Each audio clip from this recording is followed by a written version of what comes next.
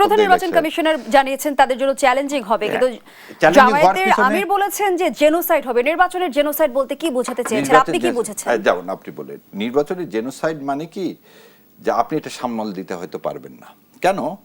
Vote দিতে বেশিক্ষণ লাগবে, বুথের সেন্টার বেশি করতে হবে, লোকবল লাগবে। আজকে কি তাই আছে? আজকে পুলিশ কি আমরা রিকনস্টিটিউশন করতে পারছি? না। 15 বছরের যে আমলারা ছিল তারাই আছে, এবং আপনি দেখবেন সমাজের সর্ব সেক্টরে সেই পতিত ফ্যাসিবাদের দোসররা এখনো বসে আছে। সো তাদেরকে নিয়ে একটা ইনক্লুসিভ ইলেকশন করবেন, এবং মানুষের তো ভোট দিতে সময় বেশি লাগবে। আগে তো আপনি একটাতে দিতেন, যখন দুইটাতে দিবেন, দুইটা ব্যালট বক্সে আপনি ঢুকাবেন, তাহলে এটা আরও একটা জিনিস আছে।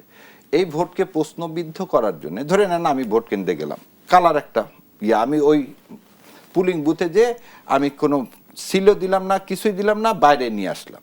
নিয়ে এসে ভোটের পরে আমি বললাম দেখো আগে থেকে ঠিক হয়ে আছে, দেখো আমার কাছে ওর নাম কি আল্লাহ ব্যালট পেপার। সো এগুলো আগে থেকে সাজানো, সেজন্য জয়যুক্ত হয়েছে। সো এগুলো যাতে না হয়, তাহলে আপনাকে সেই স্ক্রুটিনাইজটা সেরকম করতে হবে, তার লোকবলের দরকার।